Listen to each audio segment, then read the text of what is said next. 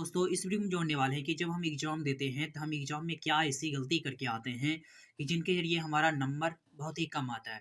हमें पता है कि हम क्वेश्चन पूरे बना के आए हैं, फिर भी मेरा जो नंबर है वो कम देता है एग्ज़ामिनर, ऐसा क्यों? तो चलिए आज की इस वीडियो में यही जानने वाले हैं और हम किस तरह से वहाँ पे लिखेंगे कॉपी ताकि हमें फुल एंड फुल नंबर मिले, उनके बारे में भी इस वीडियो में डिटेल से जानने वाले हैं। तो चलिए वीडियो को शुरू करते हैं। तो सबसे पहले हम ये जानेंगे कि एग्ज़ामिनर जो है हमें नंबर कैसे देता है? एग्जामिनर हमें नंबर तब देगा जब हमारा जो क्वेश्चन का आंसर हम बना के आएँगे और क्वेश्चन का जब भी हम आंसर बनाएँगे तो उस टाइम मेरा मेन मुद्दा रहता है hand writing. Hand writing. Handwriting में होता है क्या कि दोस्तों जब भी हम किसी क्वेश्चन का आंसर लिखते हैं तो उस टाइम हम हमें घस के नहीं आंसर लिखना है, क्योंकि जो भी हम राइटिंग लिखेंगे वहाँ पे जो एग्जामिनर है वो जो चेक करने वाला है उसे कम से कम साफ साफ पता चलना चाहिए कि इस क्वेश्चन का आंसर ये लड़का इस तरह से लिखा है दोस्तों। यानी कि जो भी हम चीज़ लिखेंगे हमारा हैंड राइटिंग साफ होना चाहिए, ताकि उसे साफ साफ पता चले कि हम ये सब अक्षर लिखे हैं, ताकि उसे चेक करने में एक भी दिक्कत ना आए। दूसरा नंबर क्या है दोस्तों, अगर हम हैंडराइटिंग को ठीक कर लिए तो हमारा नंबर आ जाएगा। और दूसरा कंडीशन क्या है दोस्तों, सादा पेज। सादा पेज जो है दोस्तों, हमें सादा पेज छोड़ के नहीं आना है। अगर हम जो भी क्वेश्चन है अगर उसका हम कुछ ना कुछ उत्तर अगर लिखते हैं तो दोस्तों हमें कुछ ना कुछ नंबर ज़रूर मिलेगा। कुछ ना कुछ दोस्तों नंबर ज़रूर मिलेगा। अगर हम सादा पेज छोड़ के आएँगे तो हमें एक भी नंबर वो नहीं देगा। तीसरा कंडीशन क्या है दोस्तों, कि हमें जो भी क्वेश्चन एग्जाम में पूछा गया है दोस्तों उन सभी क्वेश्चनों का जवाब देना है। जो भी क्वेश्चन पूछा गया है उन सभी क्वेश्चनों का जवाब देना, उसमें से एक भी क्वेश्चन को छोड़ना नहीं है। क्वेश्चन को छोड़ना नहीं है दोस्तों। क्यों? क्यों नहीं छोड़ना है? क्योंकि जो भी क्वेश्चन पूछा है अगर उसका हम थोड़ा-सा भी लिख देते हैं तो हमें कुछ ना कुछ नंबर ज़रूर मिलेगा। जैसे मान लीजिए 5 अंक का क्वेश्चन अगर उसमें हम थोड़ा-सा भी लिख देते हैं तो उसमें 1-2 नंबर आराम से एग्ज़ामिनर जो है वो दे देंगे। इसलिए हमें जो है कुछ भी छोड़ना नहीं है। और जो भी क्वेश्चन का हम आंसर लिखेंगे दोस्तों उसमें हमें फालतू चीज़ें नहीं लिखनी है। फालतू चीज़ें, यानी कि कहने का मतलब है जैसे मान लीजिए प्रकाश का परावर्तन है, तो उसमें हम अपना कुछ से कुछ लिख दिए और सोचेंगे नंबर दे देगा, तो इस तरह से बिल्कुल भी नहीं होता है दोस्तों। हमें जब भी लिखना है तो उसका आंसर सटीक लिखेंगे, भले ही छोटा क्यों ना लिखें लेकिन आंसर हमें सटीक लिखना है दोस्तों। उसके बाद हमें क्या, हम कभी-कभी ये भी सोचते हैं कि एग्ज़ाम में अगर हम ज़्यादा पेज लिख देंगे तो क्या हमको ज़्यादा नंबर दे देगा या फिर नहीं देगा? तो दोस्तों हम बता दें कि आप एग्ज़ाम में अगर ज़्यादा पेज लिखते हैं तो ये कोई मायने नहीं रखता है कि आपको ज़्यादा अंक ही मिलेगा।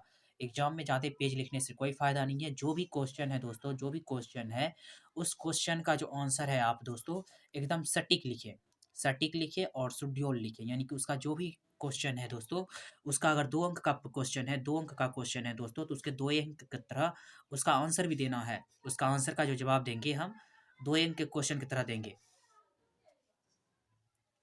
ये नहीं कि दोस्तों कि हम 5 अंक का क्वेश्चन है, 5 नंबर का क्वेश्चन है, उसमें हम 2 अंक की तरह अगर लिख देंगे आंसर, तो उसमें हमें उतना नंबर नहीं मिलेगा। अगर लॉन्ग टाइप क्वेश्चन है दोस्तों, लॉन्ग टाइप अगर क्वेश्चन है, लॉन्ग टाइप क्वेश्चन, तो हमें लॉन्ग टाइप ही आंसर भी देना ज़रूरी है। उसका आंसर भी उतने ही बड़े लिखेंगे। अगर 2 अंक का क्वेश्चन है, तो उसमें हम दीर्घोत्तरीय यानी कि 3 से 4 लाइन लिखना है। इस तरह से 3 से 4 लाइन हमें उसका आंसर देना है दोस्तों। ये नहीं कि पूरी कॉपी भर देंगे 2 अंक वाले में।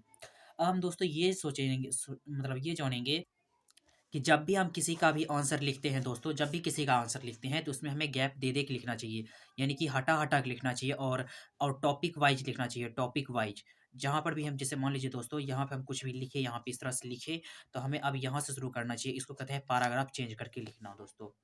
और दोस्तों एक और चीज़ गलती करते हैं स्टूडेंट लोग क्या कि एग्ज़ाम के टाइम में जब भी उससे क्वेश्चन नहीं बन पाते हैं तो वो क्या करते हैं कि कुछ रुपया जो है तो दोस्तों रुपया वो क्वेश्चन के बीच में रख देते हैं। क्वेश्चन पेपर या फिर अपने जो ओएम मतलब जो आंसर शीट बनाते हैं कॉपी, उस कॉपी के बीच में दोस्तों 2000 रुपया, 500 रुपया जो भी रुपया होता है दोस्तों वो रख देते हैं और इमोशनल चीज़ें मतलब लिख देते हैं दोस्तों कि ताकि हमें एग्ज़ामिनर जो है वो कुछ ना कुछ नंबर दे दे। ऐसे में जो एग्ज़ामिनर होते हैं दोस्तों वो गुस्सा में आ जाते हैं, क्योंकि वो जो कॉपी चेक करते हैं दोस्तों उसके चारों तरफ सीसीटीवी कैमरा होता है, सीसीटीवी कैमरा होता है जिनके कारण दोस्तों वो जो है अगर रुपया देख भी लेते हैं तो वो उतना नंबर-वंबर नहीं देते हैं और होगा तो नंबर काट भी सकते हैं दोस्तों।